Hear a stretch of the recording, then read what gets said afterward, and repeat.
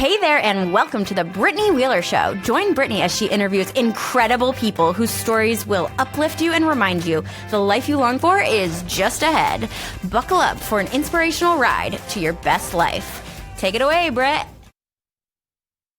Hey, everybody, and welcome to the Brittany Wheeler Show. So excited to have you guys today and really genuinely looking forward to this conversation. For those of you watching on YouTube, you can see my guests. For those of you listening, you can't see, and you'll have to wait patiently while I introduce her. But these are the conversations, particularly today, where I get to be just as much of an audience member as you guys get to be. This guest, I literally met 2 degrees separated.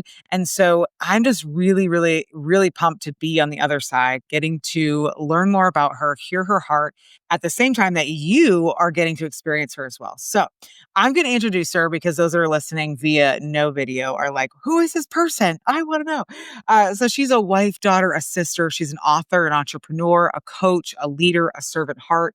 You guys, she's doing incredible things in the alcohol-free space, creating space, and not just the identity and the journey of it herself, but also saying, hey, if I can do it, you can do it. And, creating a pathway behind her for people to follow. And so I know you're going to love the conversation and going to want to follow what she's doing and support her along the way. So please welcome my guest, Karolina Rzadkowolska. It's Polish and I want to get it right. So I hope I did okay. Thank you so much for the warm welcome. I'm so excited to be here. Absolutely. And again, before I was like, let me know your last name. I want to say it right and honor that. It's important. And it's a beautiful name. So thank you for your patience. Of course. You nailed it. You got it. Thank you. So the next segment that we head into, when I interview guests that I know, I say to them, hey, really set the audience up for how do you know me, right? It's really fun. I've had all types of friends on, college friends, family, things like that. So I'm always bracing myself.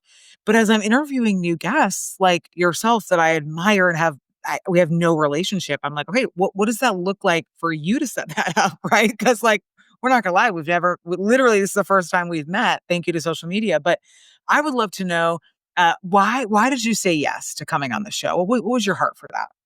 Yeah, absolutely. Well, I'm sure we'll get a little bit more into my story and my philosophy and my ethos and stuff. But what I went through and the different transformations I've had in my life, I just believe that we only go through challenges, we only go through hard seasons because we're meant to get on the other side and then turn around and help the person behind us. And if my story can help elevate someone, if that can help them think a little differently about alcohol or entrepreneurship or anything like that, that is literally my purpose on this planet. And it's so fulfilling for me. And it's really just an incredibly honor to be asked to be here today. So thank you. I love sharing this message with new audiences. And, I always believe that the universe connects you with exactly who you're meant to be connected with. And I was speaking with a woman this morning from Germany who heard of me in a different podcast. And I was like, if it wasn't for this online world, if it wasn't for what you do, for example, in your show, we would have never met in the real world. And that always I never stopped. I never not stopped to think of what a miracle that is and how people are placed in your life for a reason, and whether they have a lesson to share or some wisdom to share, or you're meant to share your wisdom with them. And I don't take that lightly. And I'm just super excited for what's going to come out of this conversation and who it's supposed to touch today. And I can't wait to hear from you. If this conversation touches you before we even get into it, I'd love to hear from you. You know what I mean? Yeah, that's beautiful. Well, thank you for saying yes, because when I went to just invite you, I was like, she may not, it's totally fine. And you were like, absolutely. And I was like, oh my gosh. Okay. Yes, this is amazing. And again, I met you through another interview you did with a guest that I will have just come on, a couple weeks prior to you. So I believe in timing. I do believe in all of these orchestrated moments, right, that come about that led, because otherwise I wouldn't have found you. And so it's super interesting too, because if you're not sitting in a space of curiosity, you lose this childlike sense of wonder of the how and the why. And you were sharing with this woman in Germany and you're calculating the steps. And if you're just not curious, you miss the beauty in those small things that lead you to the moments that really matter and those big impact moments. Yeah. Amen. So true. Thank you. Thank you very much.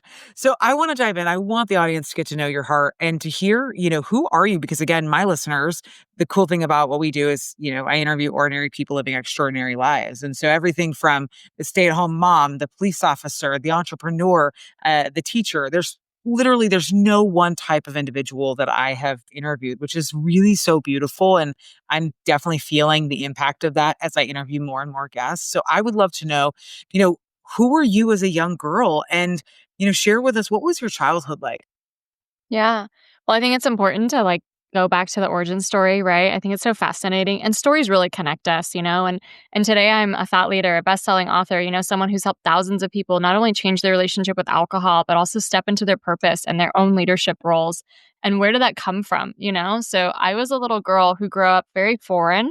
We were just speaking offline how my parents immigrated, my brother and sister are immigrants, and I was the first baby born here. So I'm the first generation. But I grew up really foreign. I grew up very Polish. My parents really maintained that with us, which obviously now I'm really grateful for. But growing up, I didn't speak English until I went to school. For example, I was put in ESL classes. I had to go to Polish school every Saturday. So while other kids were off playing soccer and stuff, I was going to school on a Saturday.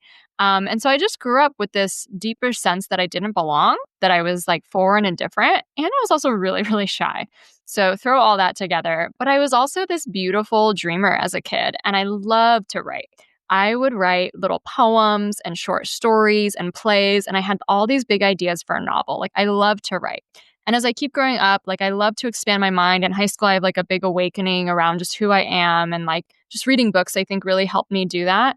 But then I go off to college, and basically around that late high school college era, alcohol comes into the scene, right? And I'm here, this inquisitive, introspective, reflective person who also wants to be the popular kid, who also wants to be the extrovert, who also wants to be kind of accepted in a way that I maybe wasn't when I was younger. And alcohol just allowed me to just embrace all of that and just step into the most gregarious, popular version of me. And in college, I had this completely radical, different identity. I was the most popular girl. I went to all the parties. I had just that huge party lifestyle. And I basically never learned how to socialize or how to even be comfortable in my skin without drinking. It just became this go-to tool. And obviously everyone's partying in college, and it was very unhealthy and all that kind of stuff. And I kind of maintained that lifestyle for a while. But as I get older, I start to settle down. I get a job, I get married, I buy a house. I'm starting to grow up. And so drinking becomes this thing that morphs out of a party lifestyle into this sophisticated thing I get to do on the weekends.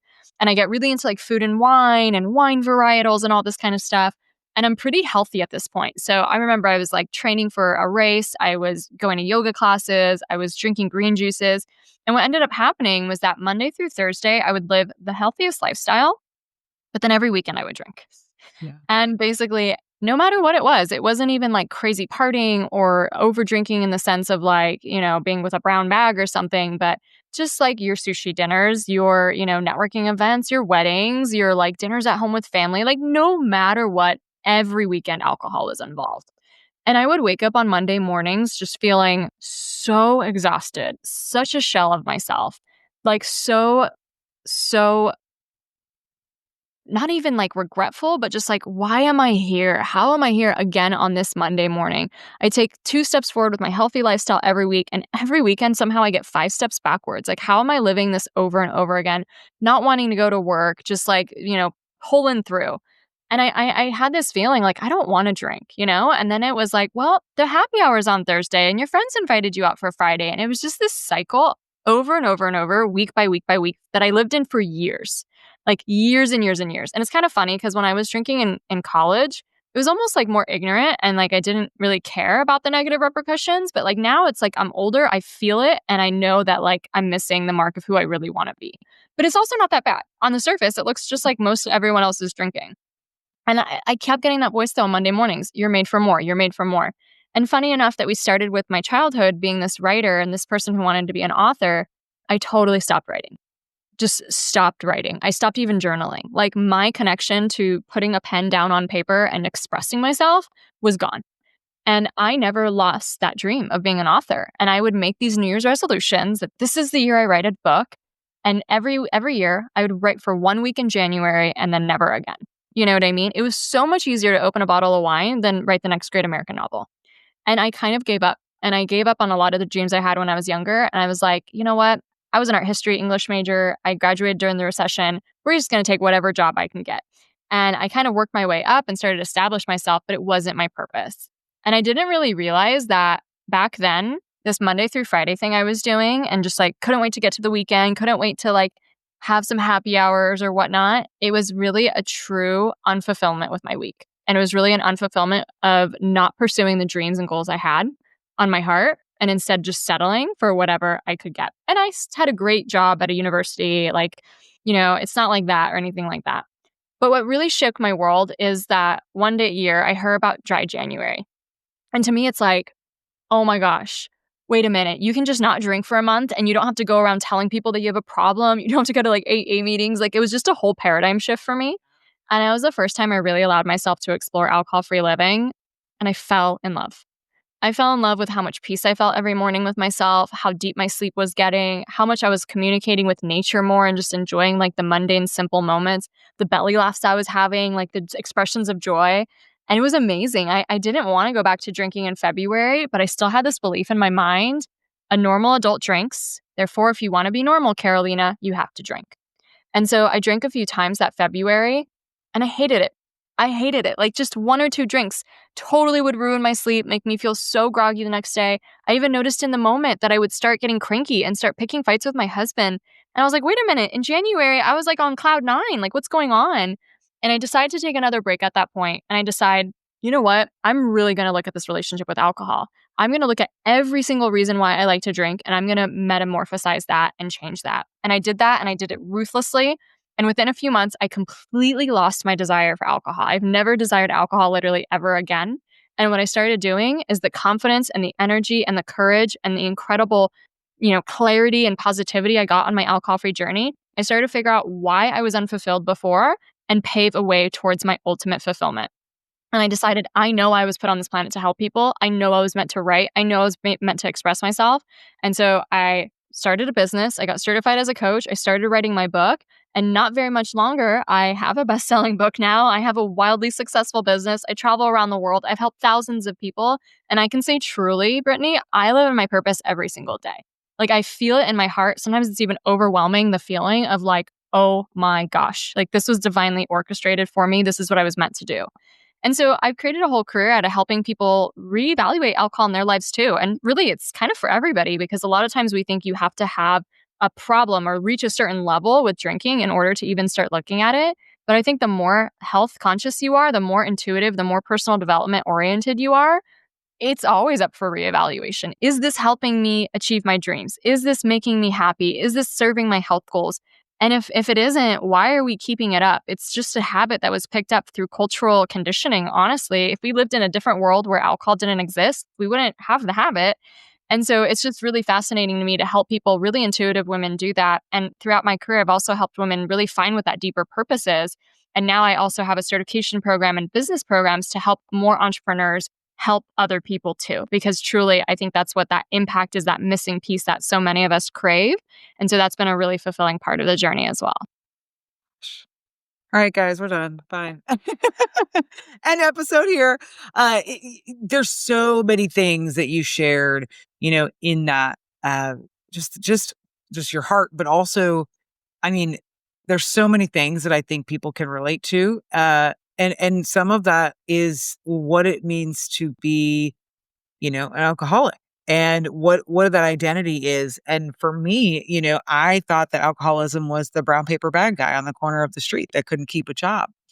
And what I found through my own experience and journey with alcohol was that it wasn't that I, couldn't go without drinking. But it's that I had this connected social rootedness that people kind of created a design out of me that Brittany is the life of the party. And with that is alcohol. And so very similar to you, so much of my story all started to become connected to alcohol, along that really deeply emotional connection.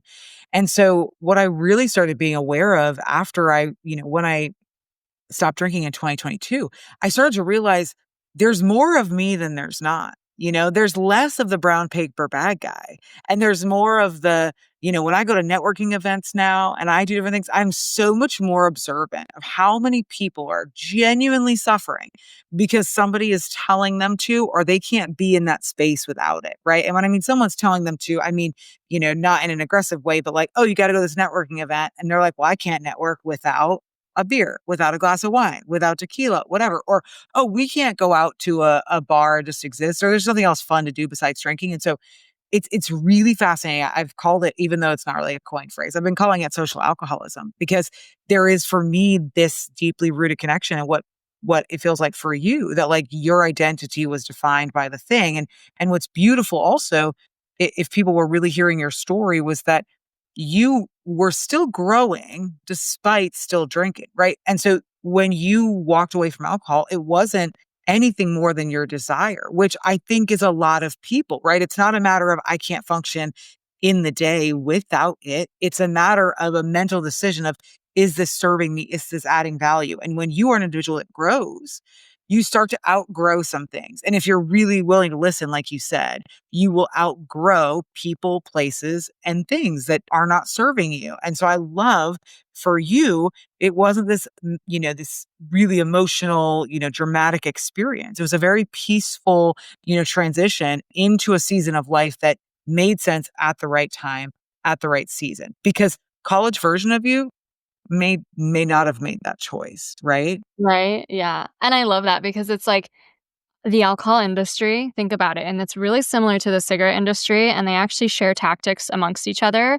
get them when they're young, and then establish the habit for life. And that is what most people do. We start drinking in teenager or young adult years, and then we have this cultural expectation that you should drink all social occasions, and if not, something's wrong with you.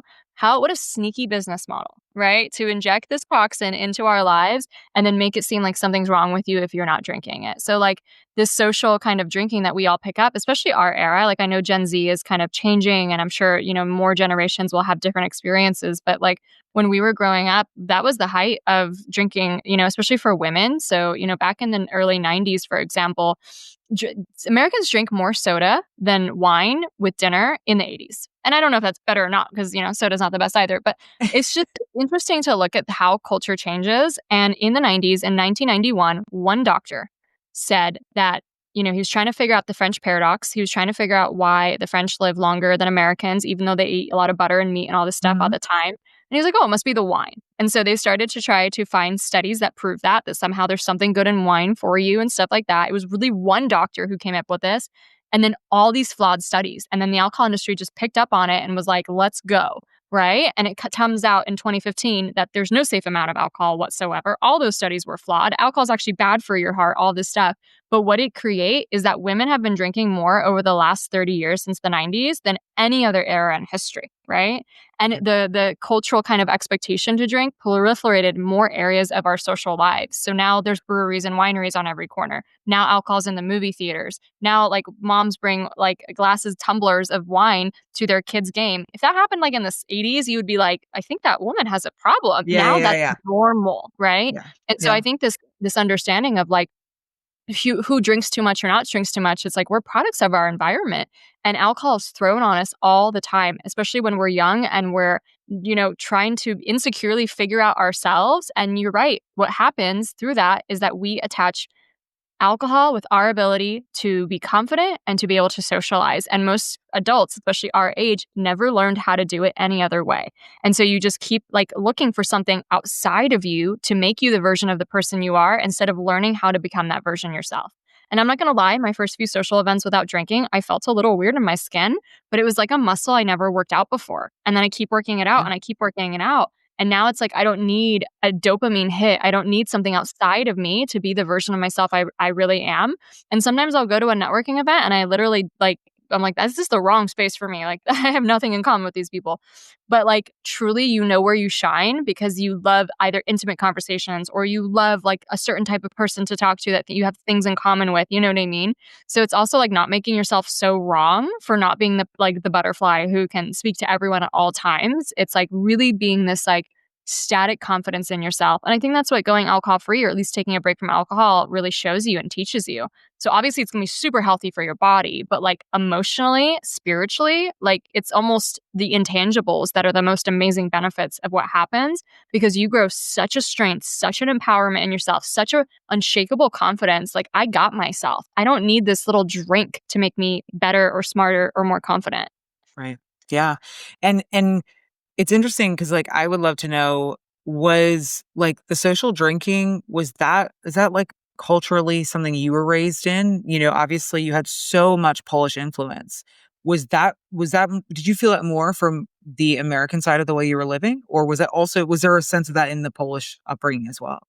Yeah, that's a good question. So I don't know how many studies there are to actually prove this, but anecdotally, what I've learned is like most people gravitate towards not drinking so much if either their parents didn't drink or their parents were like full blown alcohol use disorder. Right. But it's that murky middle that most people really pick up drinking when they see drinking positioned as something that's like normal and cultural and stuff like that.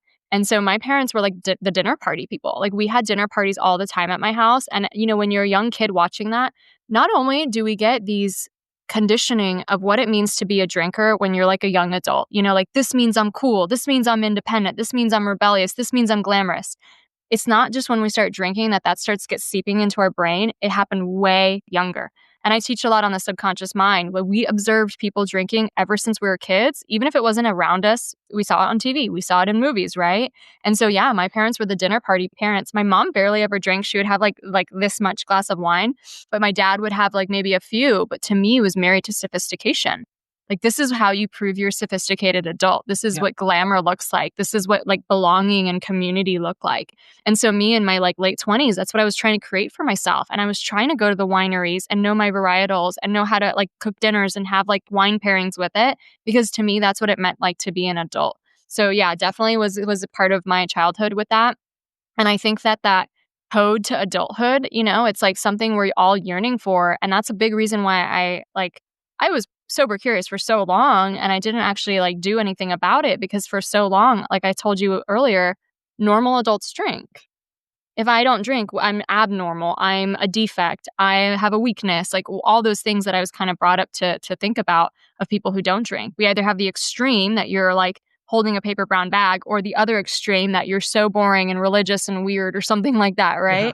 Yeah. And I love this movement, this alcohol-free movement. So many people are giving alcohol the boot because it does not fit in a healthy lifestyle. It does not fit in a personal development lifestyle. It does not help you achieve your bigger goals and dreams. It doesn't help with entrepreneurship or productivity or anything like that. And now we're getting examples and role models from all walks of life who are like, yeah, I just decided to remove alcohol. And I think that's really helping more people reevaluate it and be like, oh, wait a minute. Like, I don't feel the best with it either. Who feels good after drinking the next day? That's like physically impossible. Like, Yeah. unless you're 18 years old, there's not a person who wakes up feeling like $1,000,000 after even having one drink. So we know scientifically alcohol is not doing our body a favor. No, and honestly, even at 18, we weren't feeling great. We just didn't know what that felt like, right? Like, we woke up feeling weird until we identified that was a hangover, right? And then that's what we feel like. And it's so interesting because, you know, for me in the story of going sober, I had come to a point where in 2022, I had made a deal with God, which I don't recommend. It doesn't work. Everybody listen, don't do that. It's not how that's supposed to be. And I said, God, if you grow my business, I'll quit drinking. And so I quit drinking for a month and a half. And at that month and a half mark, I was sitting on the porch in prayer time. The birds were chirping, a beautiful oak tree, sun's out, like literally like perfect movie scene. And the only time that God has ever spoken to me, and he said, is the life you long for worth drinking for? And I said, no. And that was it. It was like a Tupperware container lid on anything that I'd ever feel connected with drinking. And, for that first little bit, there was family that were like, are you sure? Is this what you want? I'm like, the life that I long for is literally not worth this thing if it means that God won't bring it to me and help it come true. Because my dreams, I'm imagining, parallel in yours in just the vastness, the vision, the things that we want to do to make an impact. And so for me and what I believe, like, God's got to be a part of that. And I think what I discovered after taking those steps, to what your point is you allow, when you remove the alcohol or whatever that thing is, right? It could be, it's alcohol for this conversation, but it could be toxic relationships. It could be pornography. It could be, shopping. There's so many ways, the adaptations of that could be really affecting somebody. When you remove that, you are creating like wholeness in a way that you don't feel it right at the beginning. But what ends up happening is this discovery of self, because the thing that was blocking you from growing is no longer there to hold on to as a lifesaver, right? But then also no longer there to make an excuse for it, to be the thing that you do despite. And so to what you're saying, I resonated so much with the wholeness and that sitting in purpose. And the only reason why I'm here in that place is because I gave up the thing that was keeping me from even growing through that, right? And getting to the next version, the next level of myself. I had been on a personal growth journey. I had done, at that point, 8 years of growing, but there were things that were keeping me stuck that I didn't know were connected to alcohol. And so I felt, after 90 days and then 6 months, there was such like transitions in even like my mental capacity. And I think about what I am doing now. And I mean, you guys heard what, Karolina said about all the things she's doing, right? Like literally all the things. We just talked about a retreat she just had, and she's planning her next programs and all these amazing things. The capacity that you have to be able to go to, alcohol does not fit in it. It just doesn't. And so for me, that first discovery of like, oh my gosh, like I was a high performer, but the mental ability and capabilities that I've gotten to since going sober was insane. And so I can relate so much to your story around what alcohol was keeping you from, where you were heading and how you were getting into the next season. And also, again, I think there's a lot of people on here that can relate to your parents, right? I think about a lot of my friends and people in my life where, it's very social, right? It's a dinner party, or, it's having people over for events throughout the year. Alcohol is so deeply connected to that, right? As an identity versus it being something that we can, participate. And I'm having conversations now, and the things that I'm doing of like, do we include alcohol or do we go to these things? And even just like a group that I'm working alongside and I've just been helping some leaders with, you have that conversation of like, if we go to a place that has alcohol, and we have all these people meeting, what does alcohol then bring to the group that then will change the purpose of what we're trying to do? Because you can't control every single person. You don't have a background and psychological debrief on how everybody responds to alcohol. So I'm loving, and as when I was advising small businesses, I would remind them that you can make just as much money having alcohol free, and having the spirits that are NA as you can, with alcohol. And it's incredible, I think, like you're saying, when you're observant of watching these trends and these changes, right? To see, what is actually being transformed in this next generation, because I no longer equate my success to Sarah Jessica Parker from Sex and the City, right? Right? Like, how real is that? Like for our generation of who were those glamorous women who happened to drink martinis and like, it's unrealistic. There's no way they would have the success that they had if they actually drank as much as they drank And on the the uncanny, shows. ironic part is 2 of those actresses are non-drinkers. So you see them on camera and their beautiful skin and the beautiful glamour that they represent. It's because they don't drink. Right. Exactly. Exactly. And I love that more and more people that take up the space, that create that culture in movies and TV are actually saying, hey, just a heads up, I don't drink. Like, you know what I mean? Like it's becoming, again, more acceptable, and just, I really value that. And I love that you're paving the way, like I said, and bringing people with you. One of the things that I was thinking of was, obviously, like, I love that you mentioned the childhood it creates framework, right? And sometimes it's very toxic and sometimes it just exists. And along the way, this identity picked up of drinking, and that I can't, the social aspect and who you were becoming. And it's funny because I literally relate so much to your story. But one of the things that I would love to know is, you know, while you were creating those identities, there were still men and women coming alongside of you that, because it wasn't necessarily considered a problem, but they were good role models and mentors and things. And I think as much as we're going to talk about, where you've come in this season, I think it's important to also go back to who were those people that were guiding you. And maybe you didn't even realize until you went, alcohol free, that those men and women were actually playing a part. So I'd love to know who back then in your childhood, college years, young 20s were pillars in some of the shifting that was happening for you. Yeah, I love this question so much. And thank you so much for sharing like your big epiphany from God because something like that happened to me. Obviously, I think that was the voice that was coming to me every Mm. Monday of like you're made for more than this. But then I got literally this voice of like you're meant to share this with the world. And I told you about the writer's block I had. All of a sudden, I'm like 4 months alcohol free sitting on a beach in Hawaii. Every single chapter of my book Euphoric comes to me in a divine download, right? So it's like the difference between like hearing the voice of like your intuition or God or source, whatever words we put at it, it just becomes so heightened when you remove alcohol because it's just a block, right? Yeah, and the And I love amount your of question stuff about that I'm sorry, I wanna ask, the amount of stuff that you have done, like, you spent 20 something years getting to where you were, and how many of those years have you spent producing at this level? this like this new level. Yeah. 7. Right? Like, that's what you just said about the download is, like, how long did we spend to get there? I spent, 32 years, 31 years getting there. The amount of things I've accomplished in 3, most people don't accomplish in their lifetime. So, I just wanted to add that to the capacity and the downloads. It's like, it just also fast tracks everything because that is not blocking your success. Yeah. And I think like going alcohol free isn't the only way to reach your goals, right? Like there's obviously people do it all the time, but I think it's the fastest. I truly believe it's the fastest. And honestly, like at the bottom of my heart, I'm not out here being like the sober police. I don't care who drinks or who doesn't drink. It's not about that. I want to see you have these beautiful epiphanies. I want to speed up time for you. I want you to like grow into the most magnanimous version of you and help other people and just be so on fire and on power. And that I just know that's the vehicle. That's the like the thing you do that's going to get that result. You know what I mean? Which is why I'm so passionate about sharing it. But back to the role model question, I love this one because that for me was my grandma. And my grandmother survived World War II. She survived being bombed and chased by Nazi tanks. My grandfather was in a concentration camp at that time, even though we're not of Jewish heritage. My grandmother survived losing a lot of different family members and just seeing like the war and Nazi Germany overtake her entire city, bomb it to smithereens. She survived with my father too. He was born right in the close of the war, the 1944, and I don't know how. It's like a miracle that they're both alive, basically. And she also was the strongest person I ever knew. Like she was really happy. She raised me essentially because my mom went back to work. So she was spent my childhood with me.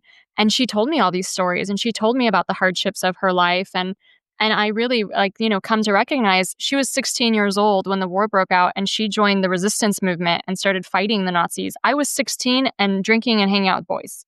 You know what I mean? So like the difference in like what our lives were and what the bravery she showed is just so touching to me. And it's really always made me feel like now on this other side that like our ancestors, I really believe if my story is not unique. All of our ancestors have survived wars. All of our ancestors have survived depressions and poverty and just horrible conditions we can't even imagine today. And I really think we're standing on the shoulders of giants because a lot of people had to survive for you to be here today, right? And that makes me feel like this isn't random. And I'm not just here to get by. I'm not just here to drink. I'm not just here to watch Netflix every night. Like, that's not life, right? I am literally the survivor of so many people who had to survive to get to this point in time for me to be here today that I know because of that, I have a really big purpose to play on this planet. And I'm meant to help people and live the kind of life that my ancestors would have dreamed of living for them and that honor. And something really special that I can see now after that is like my grandma really instilled some of this in me, but it wasn't until I went alcohol free that I really started to notice that bravery and that, we really have a big purpose. And my grandma passed away at 97, almost 98. And she left behind this beautiful amethyst for me. And my grandma would wear amethyst all the time. She had like the rings, like it was the only color she ever wore. It was all this like purple stone. And I look it up. And what does amethyst mean? It means not drunken. It means sober from the ancient Greek. And I just think to myself, like, this Oh, legacy that, like, she's passed down to me, like, it was always meant for me to ditch alcohol and help other people with it. Not only that, but the day she passes away, she's 97, almost 98. At this point, she is leaving the earth gracefully, right? It's not dying prematurely or anything like that. She could have left any day of the year. And what day does she decide to leave this planet? It's really symbolic, is my soberversary. And so I take the stone and I take the message of that, and I have this connection with her immediately after she passes of her sharing these messages with me. And I'm like, oh my gosh, it's not just a day where I decided to stop drinking. It is the day I stepped into my empowerment and I decided I'm going to help other people step into theirs. And now I see this rock all the time. I'm looking at it right now, this beautiful crystal, this beautiful amethyst. And it's almost as if like her sacrifice and her strength, like it's a gift to me every single day. Because trust me, she had to survive way harder things than posting on Instagram or getting on a podcast. Like we make our lives seem so stressful and so hard with a little bit of perspective of what really some of our ancestors have been through. We can do hard things. We can do brave things. And I think especially when we're doing brave things in relation to achieving our biggest goals and dreams, it's really nice to have that connection with something like that to uplift you. I'm so grateful that my grandma was in my life to have that strong role model for me. And I'm grateful that I have all this anchors and the symbolism in my life because I have the hard days. I have days when I want to give up and just throw all the towel in. But that deeper why, it always shakes me back up. It's like, let's go. We have a huge role to play on this earth. We don't have time to play small. You know what I mean? And it's really special and important to me. So cool. And like, just again, for me, those are God incidences, those are not things that happen, at random, and, her timing and all those small things, but also the seeds that were being planted with her. Right. And again, I can relate even, as my grandfather passed, I feel more connected to him that he's in heaven than I really did on earth. And there's so many things that just the generational curses that have been broken, and whether it's emotional eating, obviously removing alcohol, and there's just financial things, all these things that like, I'm like, okay, I want to be, Jamie Karolina says, you're not crazy, you're first.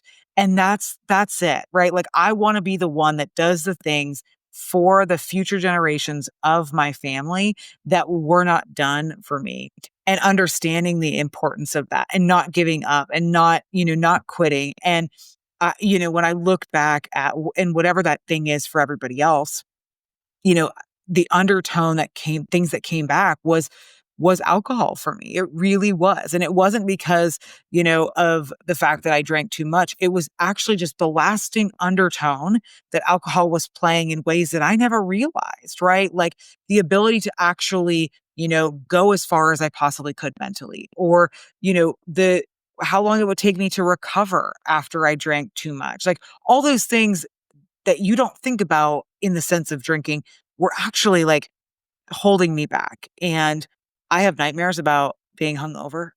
Like that's actually, have you ever had hangover nightmares? Yeah. And it's like I can't move my body. Like I can't even stand up. And I'm like, this is what I did to myself purposely? Like what? What was I doing? Right? Like what was I thinking? And I'm just like, oh my gosh, don't. And I wake up and I'm, oh, okay.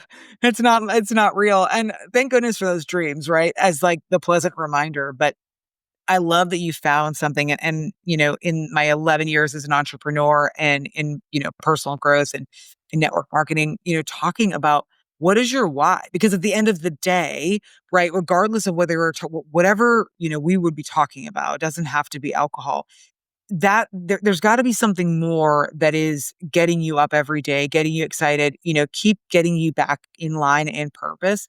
And I think there's a lot of people out there that are crying for help, like you're saying, that are wanting and desiring more. But the thing is, the why is not big enough, right? The why is not enough to make you cry. That's why a why should make you cry. It should make you sick to your stomach that you're not living in that moment. And, I love that your grandmother paved that way of giving you your why. And then you were able to then take that and run with it. And it's incredibly beautiful. And I just wonder who's listening who, whether it is alcohol that they've been toying back and forth, right? Or something else. And also feeling the same things that you are, that, maybe it's growing out of it, or maybe it's being like, wow, like my parents, really achieved a significant amount for me to be here. And how am I using and stewarding that? How am I taking my experiences and then, saying, okay, I'm gonna do better. I'm gonna make better. And I really, again, it just the story is I got chills when you're telling me about the amethyst. I think that's so cool.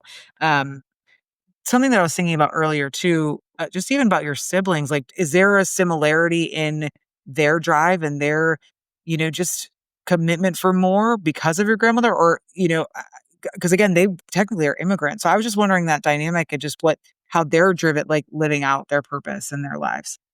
Yeah, that's a good question. Well, I was the only one raised by her. So my brother's 14 years older, my sister's 9 years older. So She wasn't around as much. She was in Poland while they were, they were separated a lot farther. So I was the only one who really had her as like the mother figure and the role model. And I hope they don't listen to this podcast episode, but I wouldn't say that they have as much of that drive. And they live fine and dandy lives, and they're doing what makes them happy and stuff like that. But I really taken a lot of meaning out of it, because we can all have the same experiences, and one person can just ignore it. Another person can be like, no, that means something. That means this. You know what I mean?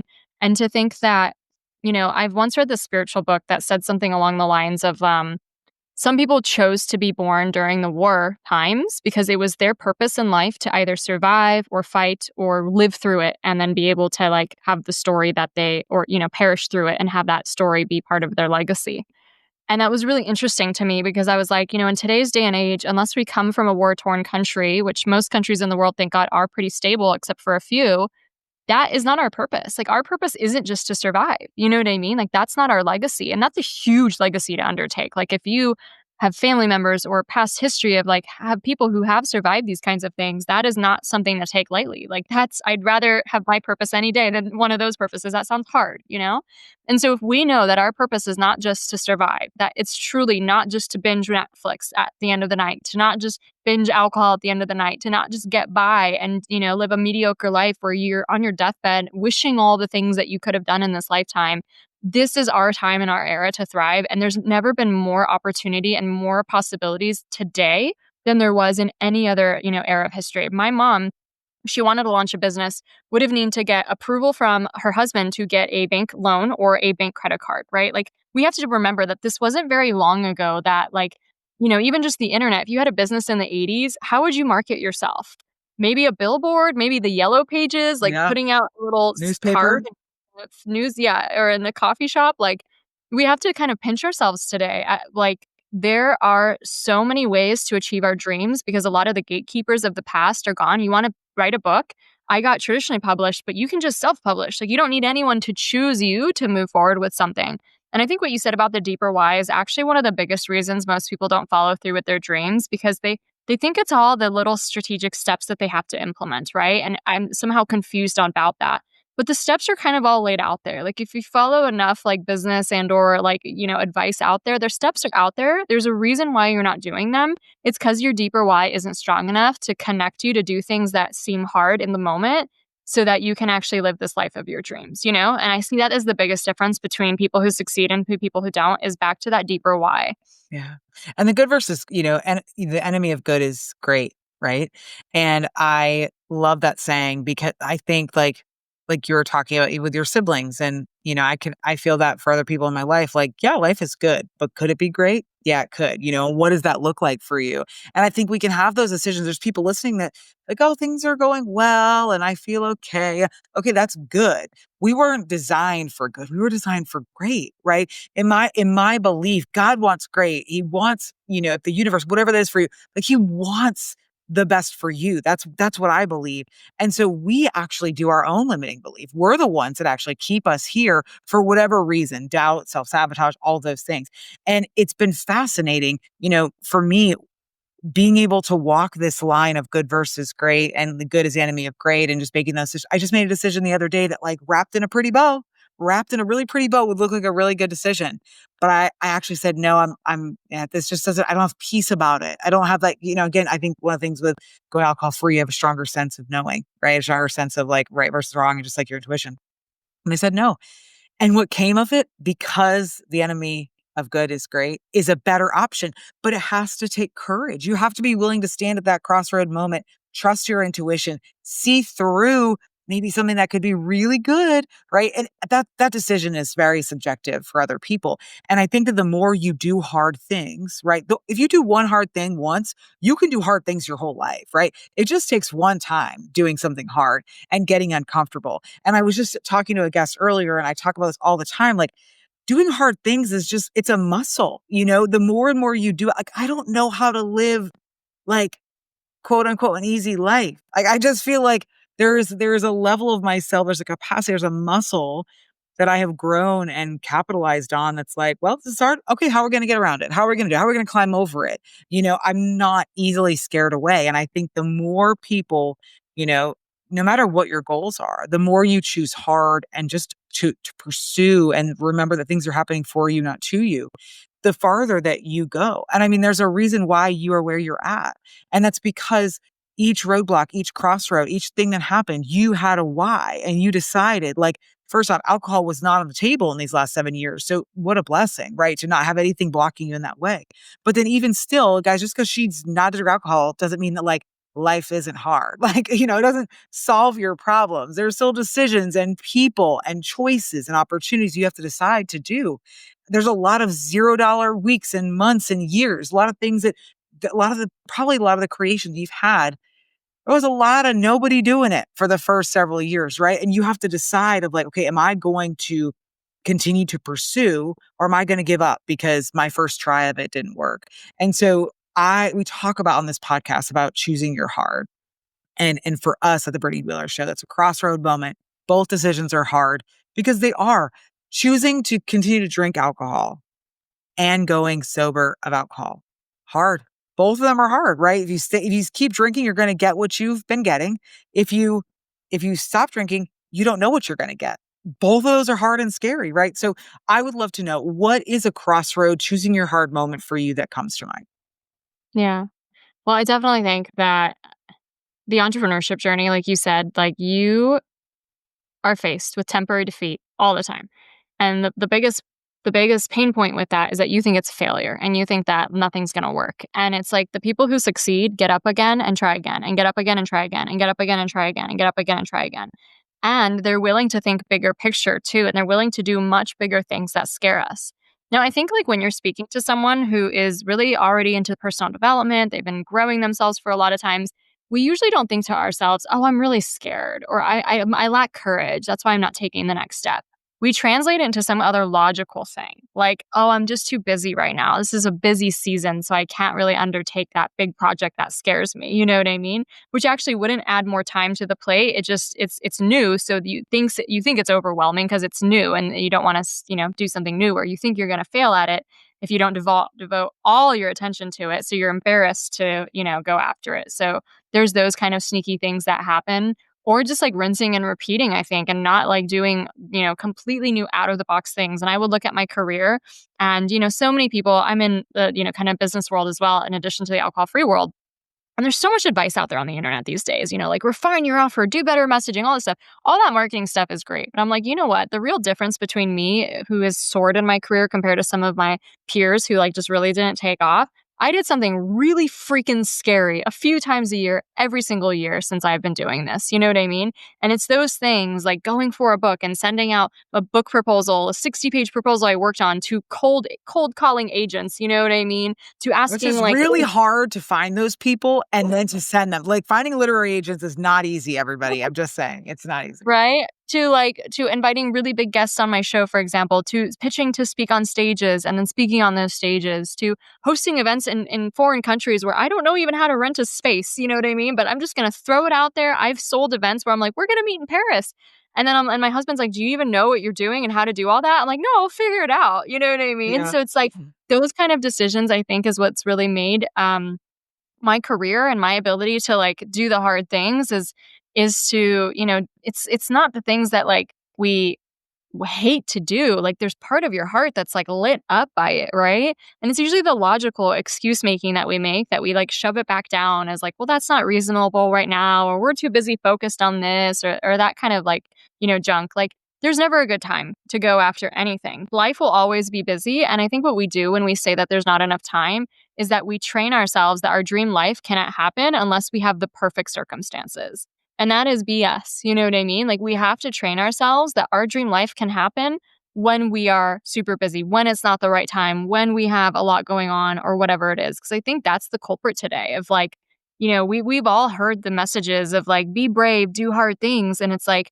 we don't think that's what's the lacking part. We think it's the time to do it or something like that. And I think that is just an excuse for actually not having the courage, and I see that in myself all the time. So I'm not just like trying to point out this in other people. I see it in myself all the time and I have to like talk myself through it and be like, oh my gosh, you don't want to apply for TED Talk, not because you're like busy, you're scared that you'll get rejected and you're using your busyness as a way to, deflect that. And then I applied.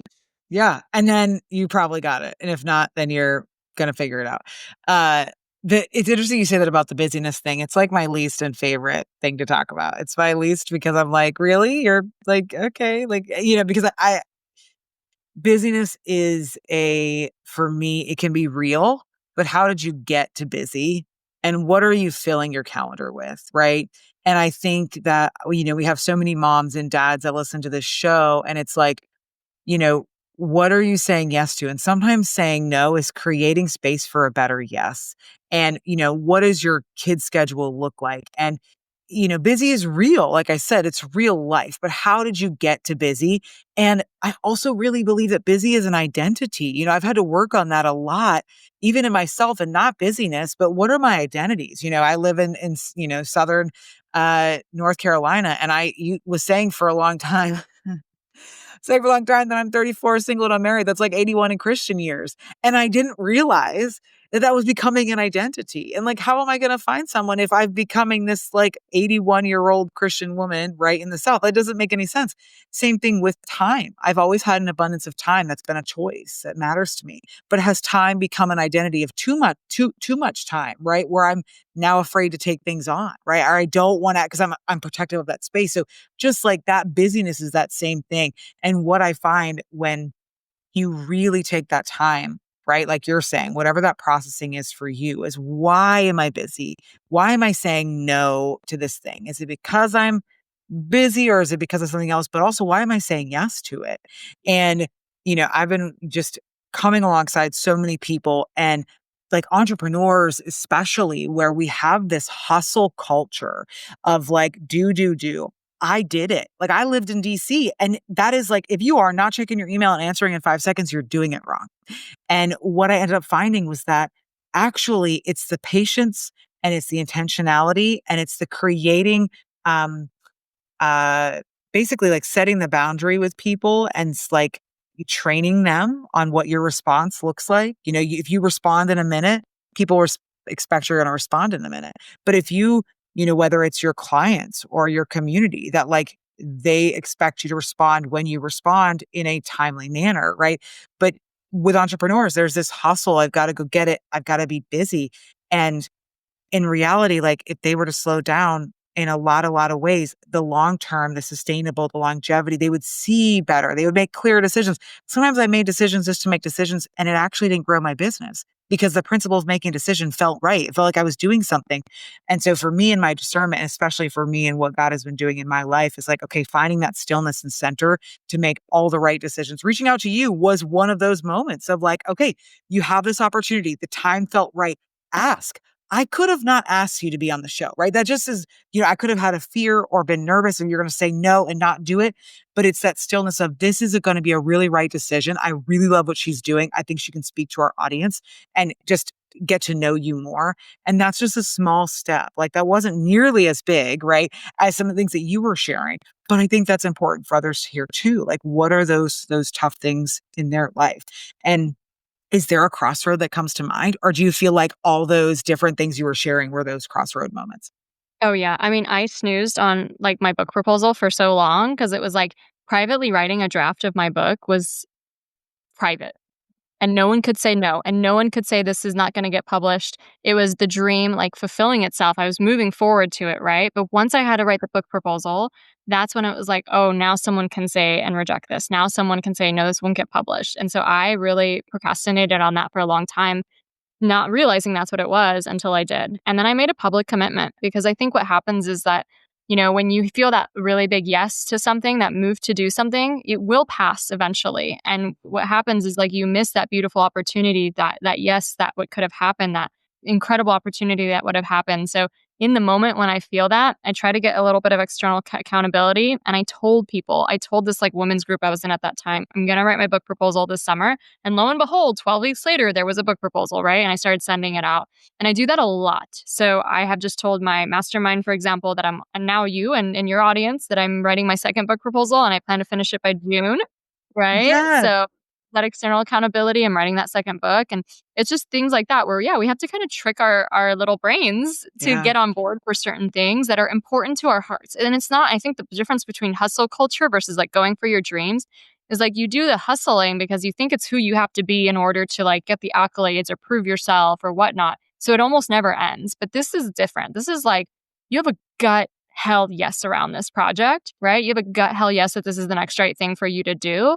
And then the brain tries to talk you out of it for this reason or that reason, you know? So it's not a should. You don't have to do anything. But when your heart tells you to do something, who are you to talk yourself out of it? Yeah, yeah. And sometimes you don't realize you're doing it. And I love that you talked about the subconscious mind. I talk about it often, and I think we don't even realize half the stuff that we do, right? And so just being aware of, oh, that's so interesting that this coffee appointment happened to come about during the time that I was going to sit down and write my book. That happened. Like that, I can take, I could take credit for that. And you're laughing. So I know that there's obviously been relatable things for you too. Like, this is so strange. The laundry just happened to need to be done at the time that I was going to, sit down and make this list. And, when you are willing to just see those moments, I think it takes practice, right? Of seeing that subconscious, but, you know, again, just identifying what those hard things are and being willing to, uh, make the decision. And again, nothing is easy, but it's worth it, right? And when you feel in your gut is heart and gut combined. Fun fact in my brain, that's what I just processed. When you have it, and that's the decision you're going to make. And I feel like one of the things I really value about you that you don't always get with just individuals in general is like, I do what I say I'm going to do, and your word matters. And you matter because you are your brand. If I say I'm going to do this thing, I'm going to do it. And so that I respect it. It is one of the most highly things that I respect of someone is when they say they're going to show up, they show up. When they say they're going to do it, they're going to do it, because that is me to my core, to the point where sometimes I get burned, right? Or sometimes people don't show up, even though I show up. And it's one of those where I can't imagine another way. And so for people listening, like, if you're going to say you're going to show up for yourself, that's the number one person you should show up for, right? And say you're going to do something and do it. And what does that accountability look like?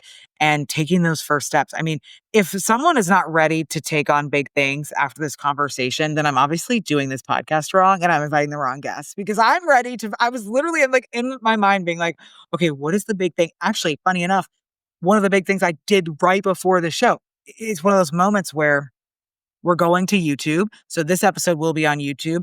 But I interviewed a guest today on my show who has suffered a TBI. He's an awesome, awesome man. He wants to public speak and all the things. And it's TBI Awareness Month. And they wanted the video. And I thought, okay, well, I could cut the video and just give it to them. Or I could do it right and do it well. I'm not necessarily ready and desiring yet to go. That wasn't the timeline to go to YouTube, right? But what if I lean in now, do it right, do it well, learn from it, get the episode out there, be able to give this gift to this incredible human that wants to serve the community, but also do hard things. YouTube for me in this space right now in March of 2025 is hard. It's something I've never done before in navigating. And so I could have spent the time between these two episodes just fiddling around, but instead I was like, okay, no, I'm going to take the time to do it now because I'm in the focus, I'm in the moment and making progress. And so we made progress to get that done. But like, that's for me, those hard things. You shared your hard things. And I thank you for that, because I think, again, when you are going and achieving and succeeding, your willingness to reach down, to extend out, to share your heart, to share what you're going through is so huge, because we get to a place, one of the things that God is working on me for is like the work in the I can never say this word, anonymity, right? Is that right? Yeah. Can never say it.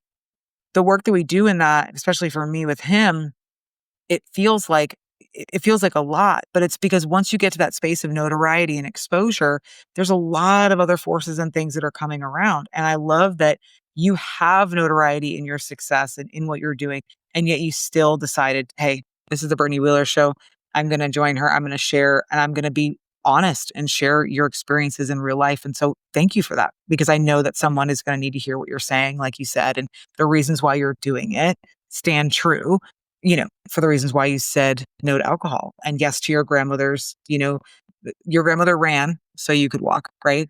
And just being able to give that to her as a gift is so incredible. I have one last question, and then we'll get into a couple lifestyle questions. So I would love to know, like, I mean, obviously you dropped a couple of things, but what are you dreaming of next? Obviously, we've got the book coming, right? What's next for you? I mean, you literally have accomplished so many things. Hashtag like I'm like over here as like, oh my gosh, she's so cool. But like what's next? What for you is on the docket? Yeah. Well, definitely the second book. So I want to just go out blazing with that. I've learned so much from writing my first book. It was really successful, but there was so much I learned about myself on like how vulnerable it is to ask people to review your book and share it and just all the help that you need. So like I'm really excited for the growth that I've done since then. And the second book is all about my grandma and the power of your ancestors to, achieve your biggest purpose and really recognizing the meaning of what it means that you're alive today when you could have not been. Like my great uncles were murdered in that war. Why did my grandparents survive? That is not a coincidence that I'm alive, but my other family members are not, that aren't my direct ancestors. Like people had to survive for me to be here today. And like you said, they had to run so that I could walk. And how many people I'm meant to help on this planet is a direct correlation to why they suffered and survived that hard stuff. So that's my second book, and it's going to help someone really dig into that deeper why of their purpose as well, and some of the common roadblocks that come through that. And super excited about that. And we're taking the stages. So I've been on multiple stages around the nation for many years now, but I kind of took a break last year. So I was like, this year I want to just like get back on the stages. I have a lot of speaking gigs this year as well, which I'm still really excited about.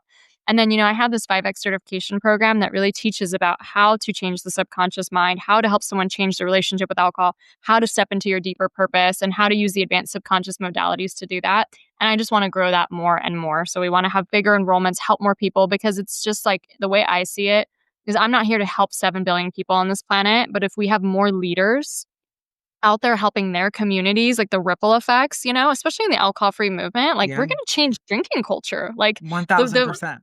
the way we were growing up with this belief with this, Sex in the City glamour, like that's going to go away if like we do our jobs right, which Yeah. is just like We're really going to be the exciting. ones that people and these young girls are looking up to and thinking, oh my gosh, so glamorous. Oh, she doesn't drink. Oh, that's just like a fizzy water. Like we're going to be the SJPs, right? Yeah, Of our yeah. culture. And that kind of is like, makes me feel giddy a little bit, honestly. Yeah.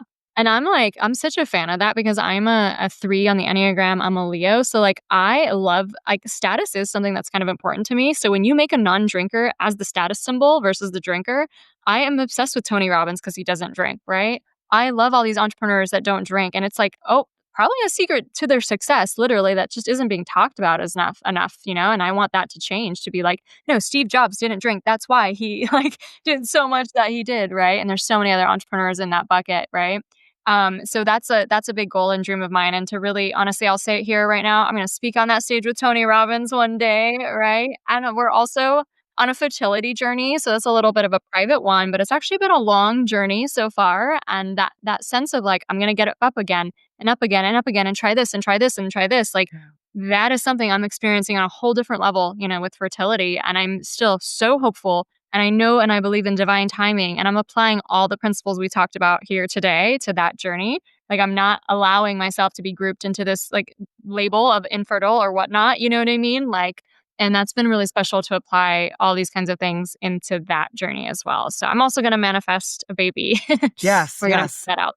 And if you're okay, I will pray for you on that as well. And we will bring all of the power into this child because I think there's a lot of women that I know that are driven and motivated and have gone and sought success and gone and sought their careers and helping other people. And they're now in the space of like, I want to have babies, and they're experiencing that. And there's just such a sense of resilience, of trust in the process, of belief that this child will come. And I love that you said timing because it's so like God's timing is so stupid because it's never ours, but it's almost always better, and I just love that he's gonna allow this to happen for you in such a beautiful time, the right time when it's meant to be, because like I just believe that for you. And I know you're going to look back and be so grateful, but it doesn't change the challenge. It doesn't change the heartbreak, right? Like none of that changes. And I just believe that. So, like, I don't even know you, but I know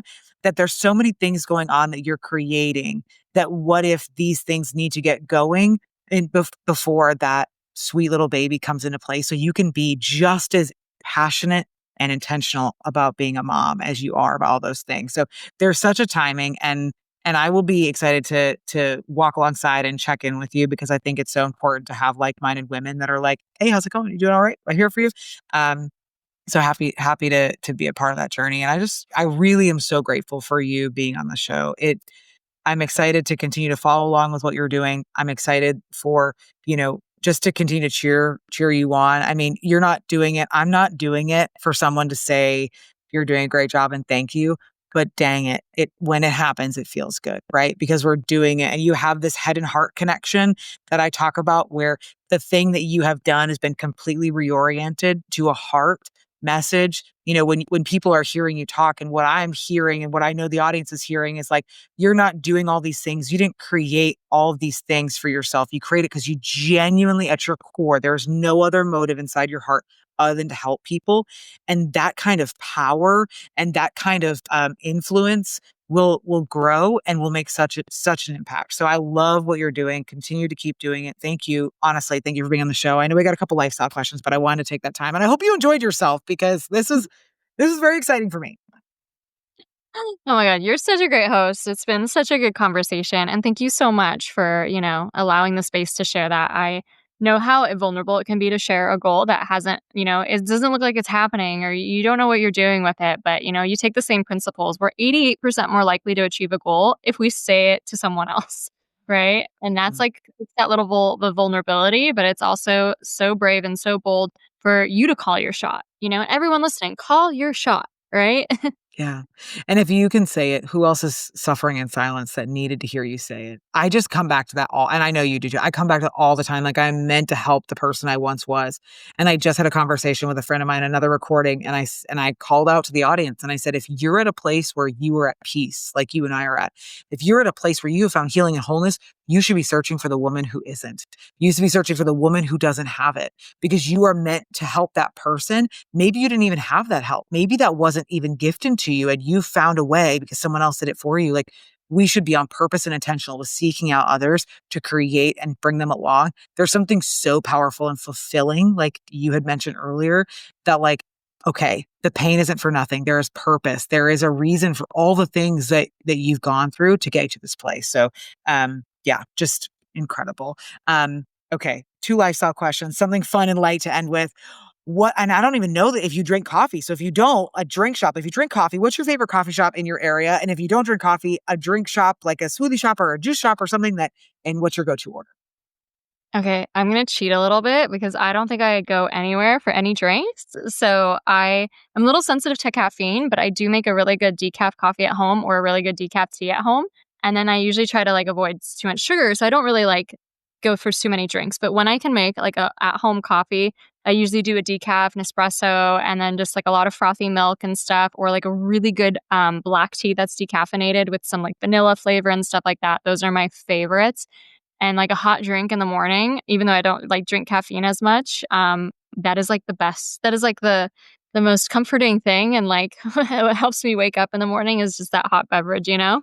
Absolutely. Oh my God. It's such an experience. And I think about it when even the same thing for me, like, I have a fizz stick and a detox tea and I put them together. And it's this like euphoric, no pun intended either, a euphoric moment, right? Of just like this warm cup and it just awakens me. And it's a little bit of caffeine and it's mental clarity and focus. And it's just a happy place. And then, don't get me started on James Clear and atomic habits and habit stacking. But that habit of like this warm cup then becomes a connection between getting up early, right? And enjoying the morning and doing those things. So yeah, I love that. And I really believe everyone needs to buy a frother because this morning, Trader Joe's has this like cocoa berry tea where if you put 2 bags and you let it steep and then you like add your, for me, it's like almond or oat milk or whatever, it makes this like tea latte. But because the hints and the notes of the tea are coffee ish. It kind of tasted like a latte, but it was no tea. And I was like, this is so jolly. And I was like, this is great. Like, this is delicious. I loved it. And again, like, whatever that thing is for you, but that's awesome. I'm really excited, obviously, for this answer to this question. But what is a book you've read multiple times that you want to share that someone else should read? Yeah. I'm gonna go with The Big Leap by Gay Hendricks, and it was a really great honor to have him on my podcast. So he's amazing. But that is like when you're in the personal development journey, when you're growing yourself, like things are going to start to get better. And you're going to find that that next level of success and love and happiness is something that you do not have the nervous system regulation for yourself. And you're going to mentally sabotage yourself at that next level. It's like that thing we have where we always fear the other shoe dropping. And I love this book of like, why do we do that as a phenomenon? Why do we block ourselves from the next level of success and happiness? And it's such an interesting phenomenon that like I catch myself in all the time, but that book is just so phenomenal on surpassing that thermostatic level. It's called The Upper Limit for the listeners who don't know. And that how can you just, surpass your upper limit and keep raising your thermostat to be higher and higher and higher of your self-worth, essentially, is what it is. So the reason why my eyes, for those that are listening, they didn't see. For those that are watching YouTube, they saw this very strange eye-popping moment where I was like, oh my gosh. So yes, first off, so cool you had him on a show. My friend that I interviewed and fellow entrepreneur yesterday, the answer that she gave was that exact book. Literally within like 24 hours. I was like, oh my gosh, this is definitely a sign that I need to get the book and read it. If it's been introduced to me twice, I'll have to tell her that you've interviewed him because she'll lose her mind. She thinks he's so cool as well. So, and again, I love this question because the books are going to range for whatever somebody wants. But thank you for sharing. And truly, like, this was a joy. And I hope you enjoyed yourself because I know there's so many things you could say yes to. And I'm grateful for your yes on the show. Well, I'm grateful. And if I could just plug too, another book would be Euphoric. Please do. Yes. And Happy, More Confident You. So if anyone's interested in learning more about my story or the process I use to totally remove the desire to drink and just get high building my dream life, it's all in the book Euphoric. You can go put in Euphoric on Amazon or euphoricbook.com. It's available in most countries around the world. So if you even want a free copy, you can DM me. So that is at euphoric.af. Just send me like a DM and I'd love to connect. I love that. And where can people, you beat me to it. You're so good at this. Where can people find you, connect with you, hear more of your doing, take, the 5X course that you've got? Like, where can people get plugged in?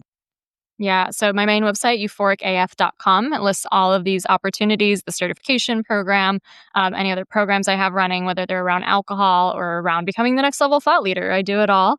And then on Instagram, it's at euphoric.af. And again, I love to hear from people. Like I said at the very beginning of the show, like we're connected for a reason. And you are listening who's like getting activated by this, like that happened for a reason. That's not a coincidence either, and I just so blessed that we all get introduced to each other on our journeys, you know what I mean? And I can't wait to explore that and to see what that is. So shoot me a DM and you'll get a free book too. I love that. And she does respond. I'm an example of that, you guys. I was a DM dropper. It was amazing. So thank you so much, Karolina, seriously, for saying yes. I know the audience is going to be blessed. You guys share this episode. It's the least that you can do to not only share with people that potentially could relate to Karolina's story, but also just need to hear what it's like to triumph and overcome and just have a little bit of hope and light that they can do it too.